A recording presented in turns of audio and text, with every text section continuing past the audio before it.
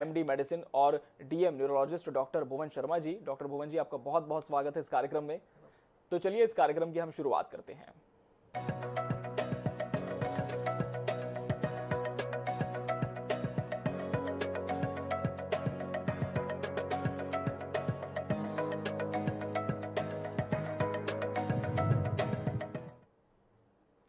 Doctor भुवन, सबसे पहले हम आपसे यही टर्म आसान शब्दों में समझना चाहेंगे, एपिलेप्सी यानी मिर्गी।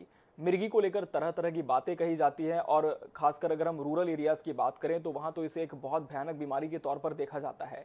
ये क्या बीमारी वाकई इतनी गंभीर है, इस पर भी हम आपसे बात करेंगे, लेकिन सबसे पहले आसान शब्दों में हम इस बीमारी को कैसे समझ सकते हैं कि मिर्गी क्या होती है? देखिए, मिर्गी एक दिमाग की बीमारी होती है जिसमें जो दिमाग में चलने वाली विद्युतीय तरंगें होती है वो अनियमित हो जाती हैं। अब वह उसके कारण बहुत सारे लक्षण आ जाते हैं, जिसमें से हम जो सबसे कॉमनली जो देखा जाता है वो यही है: हाथ पैर में थरथराहट आना, बेहोश हो जाना और थोड़ी देर बाद आराम से पेशेंट को आराम मिल जाता है। पर इसके अलावा भी बहुत सारे लक्षण हो सकते हैं, जिसमें थोड़े देर के लिए सिर्फ बेहोश हो जाना या फिर बिल्कुल एक सटल सा अपना जो कॉन्शियसनेस लेवल है वो इम्पेयर हो जाना भी शामिल है। बिल्कुल। वहीं डॉक्टर भुवन, अगर हम बात करें तो इसके कारणों की, कौन कौन से ऐसे कारण मेडिकल साइंस में देखे हैं जिसकी वजह से मिर्गी यानी कि एपिलेप्सी होती है? देखिए, मिर्गी के बहुत सारे कारण होते हैं। इसमें ये मान के चलिए कि दिमाग में होने वाली किसी भी प्रकार की इंजरी, इसको आप मिर्गी कर सकते हैं। किसी भी प्रकार का इन्फेक्शन, जो दिमाग का इन्फेक्शन होता है, जो हम कॉमनली अपने एरियाज़ में देखते हैं, जो दिमाग की टीबी होती है, दिमाग में कीड़े की गठान जिसको न्यूरोसिस्टिक सर्कोसिस बोलते हैं, ये कॉमनली हम देखते हैं, ये हो सकता है। और दिमाग में किसी प्रकार का चोट जो कि बाद में एपिलेप्सी कर सकता है, नस का फटना दिमाग में, वो एपिलेप्सी कर सकता है। साथ ही साथ जो छोटे बच्चे होते हैं उनमें कुछ खास कारण भी होते हैं, जिससे जब बच्चे पैदा होने के समय अगर कोई दिक्कत आती है तो ब्रेन डैमेज हो सकता है, वो एक एपिलेप्सी का कारण हो सकता है। साथ ही साथ कई बार कुछ इंडोक्राइनल कॉज होते हैं, हमारी हार्मोन से जुड़े हुए कॉज, वो भी एपिलेप्सी कर सकती है। और इसके अलावा बहुत सारे केसेस में सब चीज़ नॉर्मल रिपोर्ट्स आने के बाद भी एपिलेप्सी हो सकती है। उनके लिए एक खास प्रकार का शब्द है इडियोपैथिक एपिलेप्सी। तो इडियोपैथिक एपिलेप्सी के जो कारण होते हैं वह जेनेटिक भी हो सकते हैं और कई बार कोई अन्य कारण भी हो सकता है, जो कि इतना कॉमनली नहीं देखा जाता। जी डॉक्टर भुवन, जिस तरह से आपने बात की है स्ट्रोक या ट्यूमर जैसी, तो स्ट्रोक और ट्यूमर का जिस तरह से ट्रीटमेंट भी होता है तो कई बार क्या ट्रीटमेंट सही दिशा में नहीं जा पाता, मरीज को पूरा लाभ नहीं मिल सकता, और इसी के ड्रॉबैक के तौर पर क्या हम समझें कि एपिलेप्सी हो सकती है मरीज को? ट्रीटमेंट सही ना हो तब तो होने के चांसेस हैं ही, पर कई बार ये भी होता है कि जिस टाइम स्ट्रोक होता है या ट्यूमर होता है तो उसमें अपना हमारे ब्रेन के जो सेल्स होते हैं, जो टिश्यूज़ होते हैं, वह भी डैमेज होता है। तो बेसिकली जब भी ब्रेन का डैमेज होगा तब वह अपना जो एपिलेप्सी के साथ वो प्रेजेंट कर सकता है। तो यह ज़रूरी नहीं कि ट्रीटमेंट ख़राब हो तभी एपिलेप्सी होगा। कई बार बिल्कुल ऑप्टिमम ट्रीटमेंट, जो जितना ज़रूरी है उतना ट्रीटमेंट करने के बावजूद अगर दिमाग के सेल्स में ज़्यादा इंजरी हो गई तो भी वह बाद में एपिलेप्सी का कारण बन सकता है। बिल्कुल।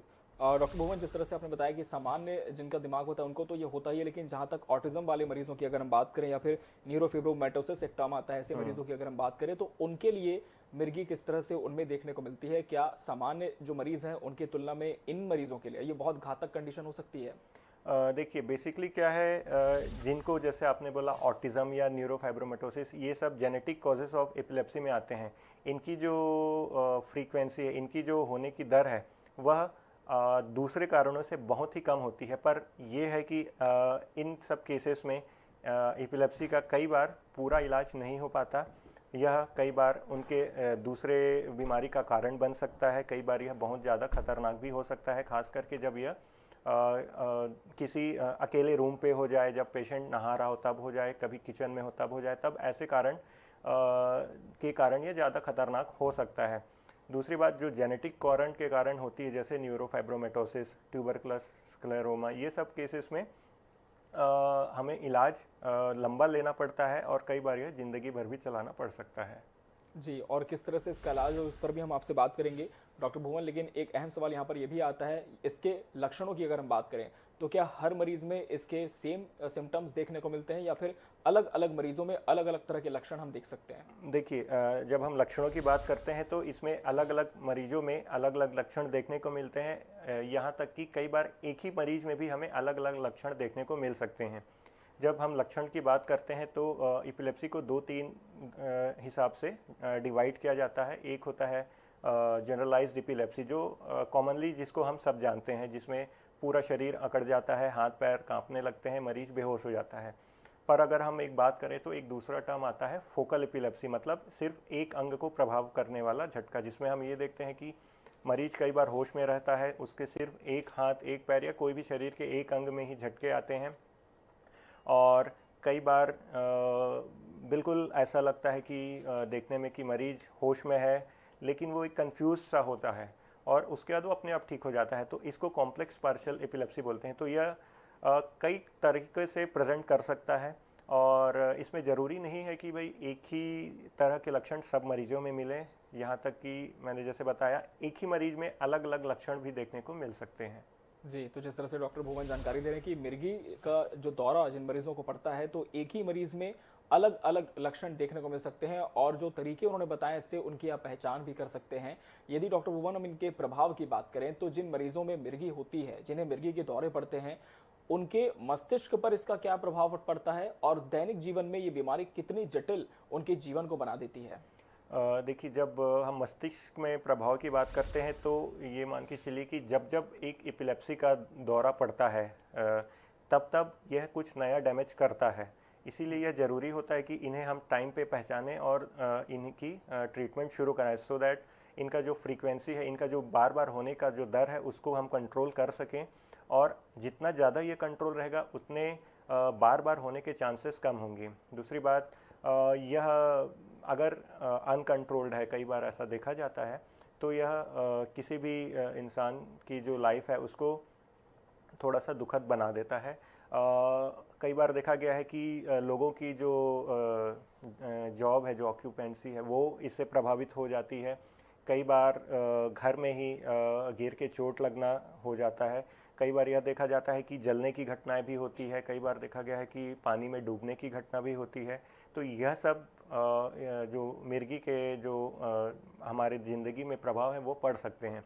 इसलिए इन सब चीज़ों का मिर्गी के मरीजों एवं उनके जो घर के सदस्य हैं उनको काफ़ी ध्यान रखना पड़ता है कि ऐसा कुछ एपिसोड ना हो जिनसे उनके जान का खतरा हो जाए।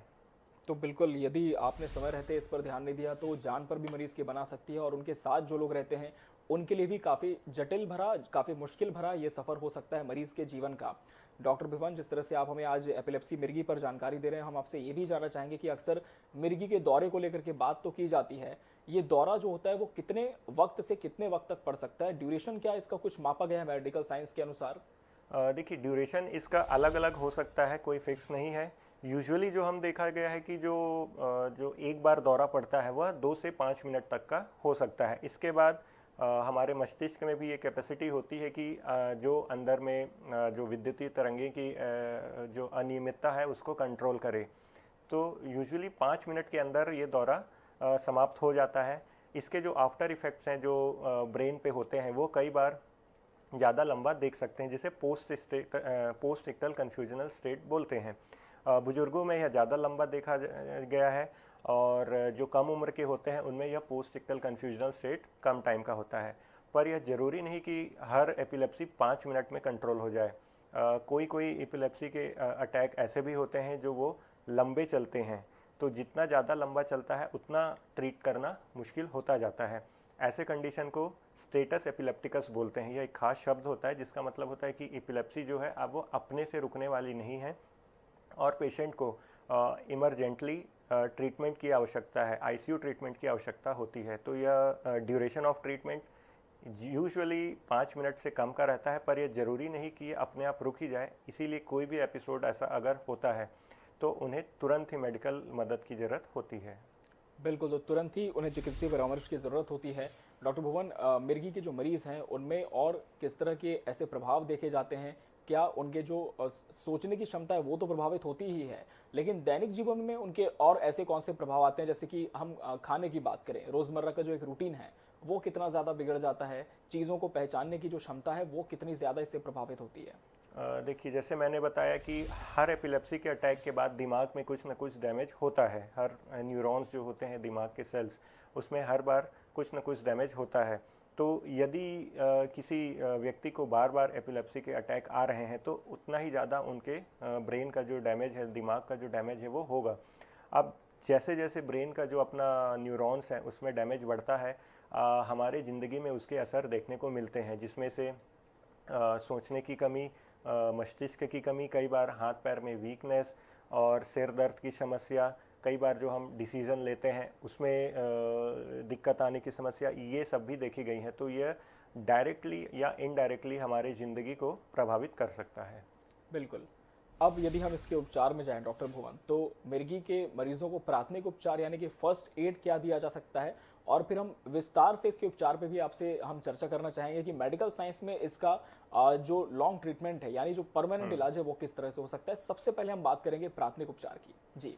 देखिए, प्राथमिक उपचार में यदि मरीज अपने घर में है तो या हॉस्पिटल सेटअप के बाहर है, तो सबसे पहला काम हमें जो करना चाहिए वो ये है कि पेशेंट को जैसा ही गिरता है उसे चोट लगने से बचाना चाहिए। तो ये तो कई बार इतना त्वरित होता है कि वो चीज़ अवॉइड करना मुश्किल हो जाता है। जो अगला स्टेप होता है वो ये होता है कि मरीज के मुंह में कुछ ना डालें। यूजुअली ये देखा गया है कि जैसा ही मिर्गी का अटैक आता है तो जो घर वाले हैं वो उनके मुंह को खोलने की कोशिश करते हैं, हाथ पैर को पकड़ने की कोशिश करते हैं, और कुछ कुछ जगह ऐसा भी देखा गया है कि भाई मुंह में कुछ डाल दिया जाता है ताकि वो होश में आ जाए। ऐसा नहीं करना चाहिए। इन सब से कई बार फ़ायदा तो होता नहीं है, नुकसान ही होता है। तो जो सबसे पहला काम करना चाहिए वो ये है कि मरीज़ यदि बेहोश है, गिरा हुआ है, तो उसको संभाल के एक करवट में कर देना चाहिए, जिससे क्या होगा कि हमारी जो जीभ है, यूजुअली जब हम बेहोश होते हैं तो वो हमारे सांस की नली में अटक जाती है, तो वो नहीं होगी। और साथ में कई बार ऐसा भी होता है कि झाग निकलने लगता है मुंह से एपिलेप्सी के दौरान, तो वो जो झाग है, जो गंदा पानी है मुंह का, वो फेफड़े में जाने से बच जाएगा। तो जो हम सबसे तुरंत कर सकते हैं वो यही है कि उन्हें एक करवट में लिटा दें, और तुरंत से तुरंत मेडिकल मदद के लिए हम हेल्प के लिए आसपास जो भी अवेलेबल हो हॉस्पिटल उसमें संपर्क करें। और जब तक हॉस्पिटल में शिफ्ट नहीं हो जाते तब तक हमको यही करना चाहिए कि भाई उनके सांस के नली में कोई दिक्कत ना आए, जिससे एक करवट में रहें और वो उनको आसपास होने वाली चोटों से बचा के रखें। बिल्कुल। एक बड़ी भ्रांति ये भी है डॉक्टर भुवन, जिस तरह से आप भी जानते होंगे, खासकर जो ग्रामीण परिवेश से मरीज आते हैं उनका ये सोचना होता है कि यदि कोई मरीज मिर्गी के दौरे का शिकार होता है तो फौरन उसे यदि चमड़े की कोई चीज़ सुंघा दी जाए तो उसे होश आ जाता है। तो क्या ये भ्रांति सही है? जी नहीं, ऐसा कुछ नहीं है, यह एक भ्रांति है। बेसिकली जैसे मैंने बताया कि भाई मिर्गी का जो दौरा होता है वह अगर अधिकतर केस में 5 मिनट से पहले ही अपने आप ठीक हो जाता है। तो अब हो सकता है कि लोगों के मन में विश्वास बैठ गया है कि हम कुछ चीज़ सुंघा दें और मिर्गी का दौरा उससे रुक रहा है, बट ऐसा नहीं है। अधिकतर केस में ये 5 मिनट में अपने आप ही ठीक हो जाता है, तो हमें उसके बाद हॉस्पिटल मदद की ज़रूरत पड़ती है। तो ऐसा जो भ्रांति है कि भाई चमड़े का चीज़ सुंघाना चाहिए या मुंह में कुछ डाल देना चाहिए, ये सब बिल्कुल सही नहीं है। तो इसको हमें इन सब चीज़ों को अवॉइड ही करना चाहिए। बिल्कुल। अब यदि हम इसके परमानेंट इलाज की बात करें तो डॉक्टर भुवन, क्या मेडिकल साइंस में इसका स्थायी तौर पर कोई इलाज है जिससे आगे चल के मरीज जब इस पूरे ट्रीटमेंट का लाभ लेता है तो उसे दोबारा इस तरह की कंडीशन फेस ना करनी पड़े, और वो ट्रीटमेंट किस तरह का हो सकता है? देखिए, जो स्थायी ट्रीटमेंट की बात है वो डिपेंड करता है कि भाई उसे एपिलेप्सी, उसे जो मिर्गी के दौरे हैं आ क्यों रहे हैं। अब जैसे मैंने कई कारण गिनाए, जिसमें से एक कारण था इन्फेक्शन, जो हमारे एरिया में हमें देखने को मिलते हैं।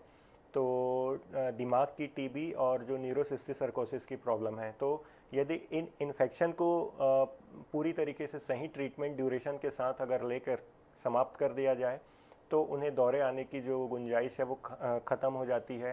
अगर सिर में कोई चोट है तो जैसे जैसे ब्रेन अपना खुद का जो चोट को रिपेयर करता है, हील करता है, वो जब एक बार ठीक हो जाता है तो उनको आने की गुंजाइश ना के बराबर हो जाती है। और पर जैसे मैंने ये भी बोला कि भाई बहुत सारे केसेस में जो इडियोपैथिक एपिलेप्सी के हैं ऐसा बहुत कुछ खास कारण नहीं मिलता, या फिर जो जेनेटिक कारण से जो एपिलेप्सी आ रही है उन सब चीज़ों के लिए कई बार ऐसा होता है कि हमें लाइफ लॉन्ग मेडिसिन लेनी पड़ सकती है, या फिर उनके बिल्कुल स्ट्रिक्ट मॉनिटरिंग में रहना पड़ सकता है जिससे कि यह दोबारा ना आए। बिल्कुल। वहीं अगर हम बात करें इसके पूरे ड्यूरेशन की, तो ये ट्रीटमेंट कितने ड्यूरेशन का हो सकता है, और इसकी जो दवाइयाँ चलती हैं क्या उसके किसी और तरह के इफेक्ट्स भी मरीजों में अभी देखने को मिले हैं? देखिए ड्यूरेशन का वही है जो जिस कारण से अगर एपिलेप्सी आ रही है वह ठीक हो जाए उसके बाद हम उसको बंद कर सकते हैं, तो ये तो सब में अलग अलग हो सकता है। ज़्यादातर केसेस में जो रहता है 2 से 3 साल का हम ट्रीटमेंट देते हैं। इस बीच अगर बिल्कुल 100% कंट्रोल रहा एपिलेप्सी में तो हम दवाइयों को धीरे धीरे कम करके, डोज को हम अचानक बंद नहीं करते, धीरे धीरे कम करके चेक कर सकते हैं कि भाई दवाइयाँ जब कम होंगी, जब बंद होगी तो इनको दोबारा मिर्गी आने की कोई गुंजाइश तो नहीं है। यदि कम डोज में भी पेशेंट बराबर रिस्पांस देता है, कोई उनको नया अटैक्स नहीं आते हैं, तब तो हम उनकी दवाइयों को बंद कर सकते हैं। तो जो एक यूजुअली धारणा है कि 3 साल में मिर्गी की दवाई बंद हो जाती है, वो अधिकतर केस में सही होती है, पर कई केसेस में इससे भी लंबी चलानी पड़ सकती है। बिल्कुल। डॉक्टर सुयश हॉस्पिटल से डॉक्टर भुवन आप ताल्लुक़ रखते हैं, और जिस तरह से बहुत सारे मरीज़ आप रोज़मर्रा की ज़िंदगी में फ़ेस करते होंगे, बहुत सारे आपके पेशेंट्स भी होंगे। अभी तक का सुयश हॉस्पिटल का अगर हम रिकॉर्ड देखें रिकवरी का, तो वो कैसा रहा है, और किस तरह के टेस्टिमोनियल्स अभी तक के पेशेंट्स के यहाँ पर देखने को मिले हैं, रिजल्ट कैसा रहा है? देखिए इसमें यही है, जो पेशेंट इडियोपैथिक एपिलेप्सी के आते हैं उनको मेरी पूरी सलाह दी जाती है कि भाई क्या करना है, क्या नहीं करना है, किन चीज़ों को अवॉइड करना है। और अधिकतर केसेस में यह एक ही दवाई से कंट्रोल रहते हैं। ऐसे मेरे कई पेशेंट हैं जो अभी कई कई सालों से मतलब बिल्कुल किसी भी तरीके के एपिलेप्सी के अटैक से प्रभावित नहीं हुए हैं, वो अपनी नॉर्मल लाइफ बिता रहे हैं। और कुछ ऐसे भी पेशेंट हैं जिनमें जैसे टीबी का, दिमाग की टीबी के अधिकतर जो मैं बता रहा था वैसे केसेस भी हैं।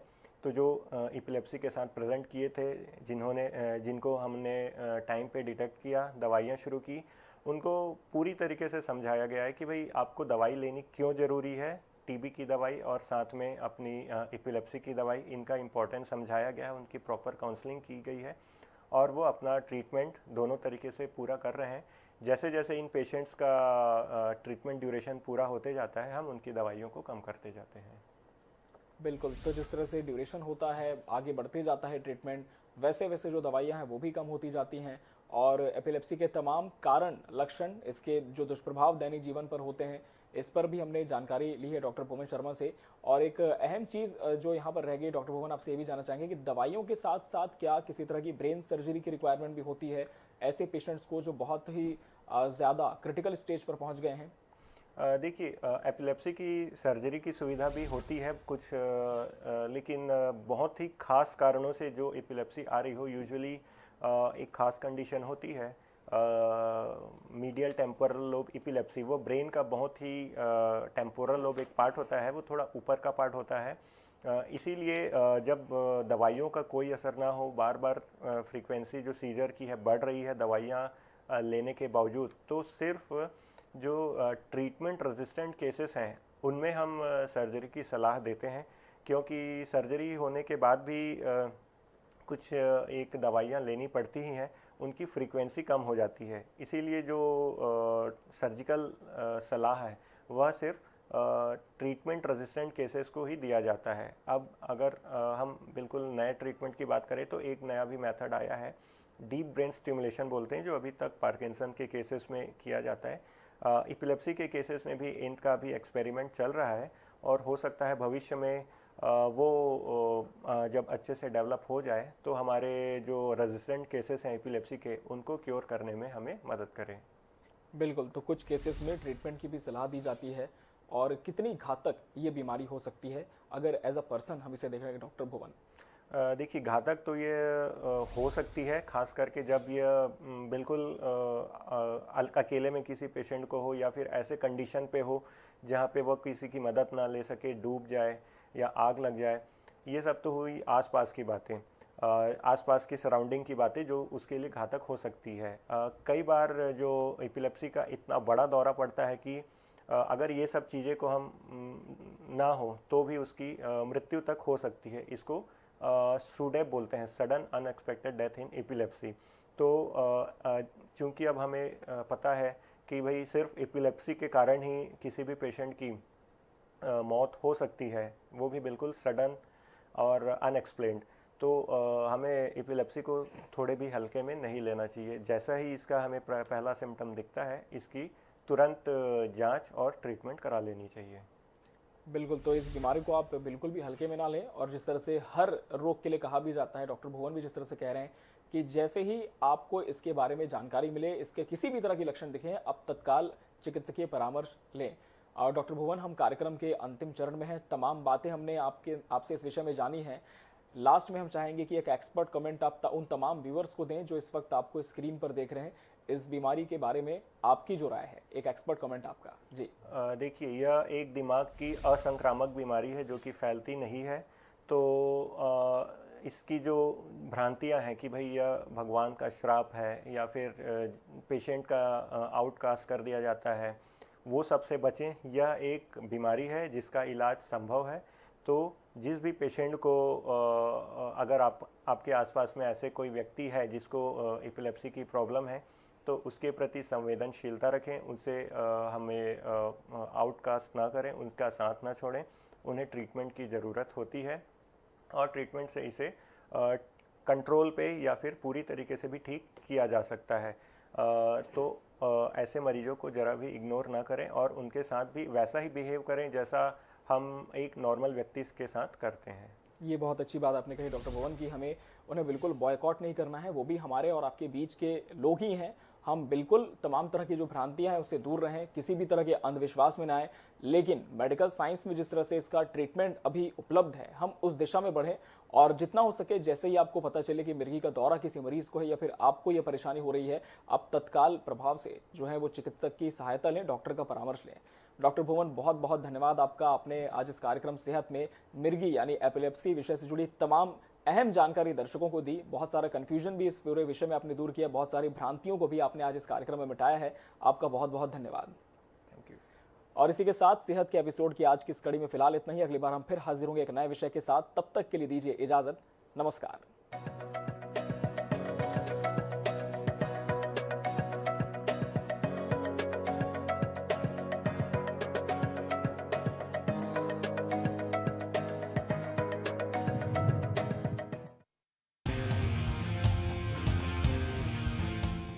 मंजिलें हों चाहे जितनी, पर राह सबकी एक। डॉक्टर